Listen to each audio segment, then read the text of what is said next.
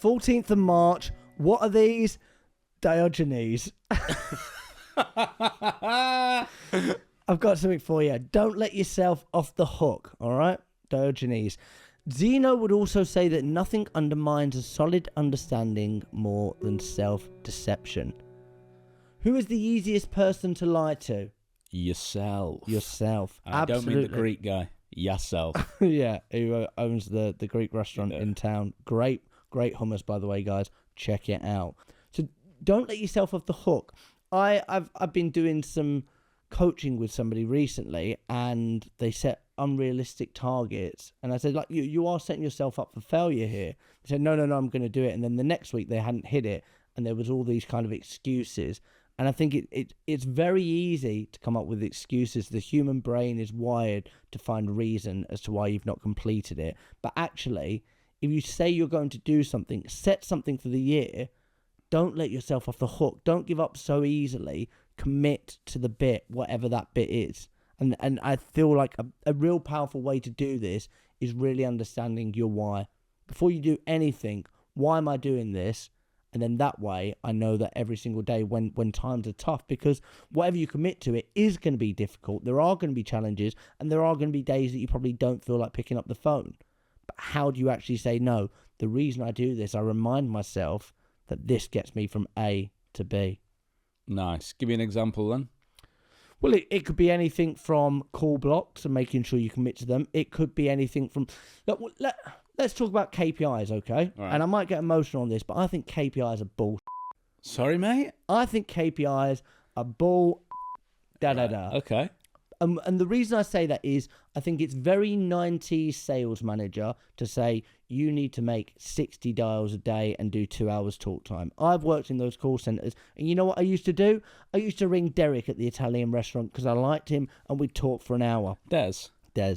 Or I'd call the talking clock, or I'd call the same number a few times to get the numbers up. Whatever you put in place, if the mission is dials or talk time, people will find a way around that to kind of play the game. What you should reward are great conversations, because great conversations lead to meetings and revenue and things like that. So that's why I feel strongly about KPIs. On the flip side of that, I do think that actually if you're only making $2 a day and the results aren't there, well, then there's a conversation to be had, and input and output are very kind of key drivers. If the result isn't there, then a lot of the time probably dialing up the input.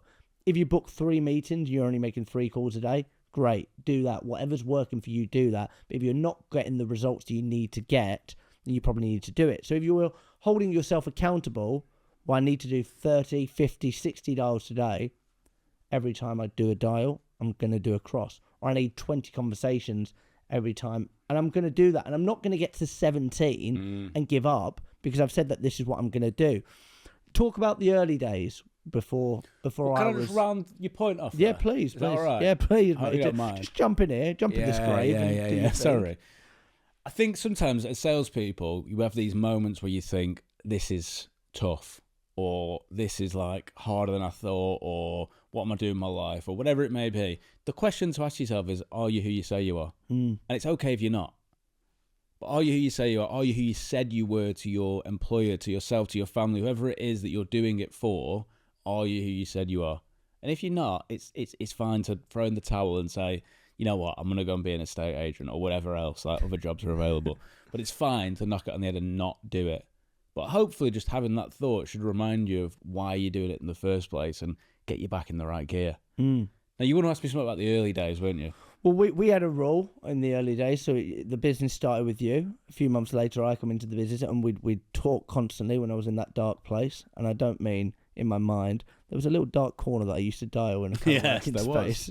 But you had rules in place of things that you needed to do. Talk me through that. So one of the rules would be like, so let's say a client said, I need 1 meeting a day, right? So I would say, rather than just like that has this never-ending finish line, I'd say, well, if they want 1 meeting a day, I will stop at 2. So when I've got 2 meetings, that's enough. That would be what I would do in the early days to make that work a bit better.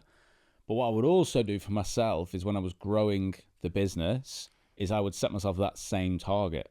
So for Wham, it would be I've got to book myself 2 meetings a day, right? So 2 meetings a day becomes 40 meetings a month. If I sit 40 meetings a month and I can't get one person to say yes, I'm in the wrong job. But it allows you to set yourself these goals that there is a finish line, but it's a finish line that over exceeds what your targets are. And when you get there, the work stops, but it just keeps you going. There's a thing that I read about. If you're a job, which a lot of sales jobs are, where it's like clock watching, I'm just here from 9 to 5 doing the job. Like that can feel a bit brutal. And actually you then can't get in flow state. That's what it was saying. Like because you're thinking of time, you can't get in flow state. When you think about flow state, it's the absence of time. I was just in the zone. So if you can play different games that aren't focused on just the clock, great things can happen. If you focus on, you've got the first person to get a meeting today gets this reward, or you're on the leaderboard, or you get this feedback. We did a thing at Christmas, didn't we, where we had the Wham event calendar, and the Wham event calendar was everyone who booked a meeting. We got to 5 o'clock, they get put into a draw, a wheel gets spun, bang, they get a prize. And what kind of prizes did they get? They were sick. There was a Kim Jong-un calendar, a label maker. There was a luxury cheese set, but it had no cheese in it. Yeah, an Amazon. I never knew that. An Amazon Kindle, a voucher. There were some good prizes.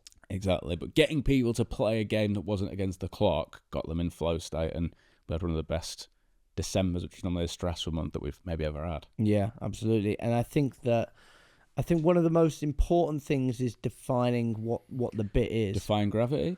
Nice. I think it's defining what the bit is. So like, what is the bit that moves it forward? Because in the early days, there was many different things that we wanted to do, from creating a website, designing a banner, doing podcasts, doing straight to video, LinkedIn content, doing a newsletter. There was all these ideas, but actually we knew that the bit that drove the revenue was just booking meetings consistently. So most of the time there are other things that distract us, but it's about doing the obvious thing and keeping with that, and then holding yourself accountable to that and not letting yourself off the hook. Beautiful stuff.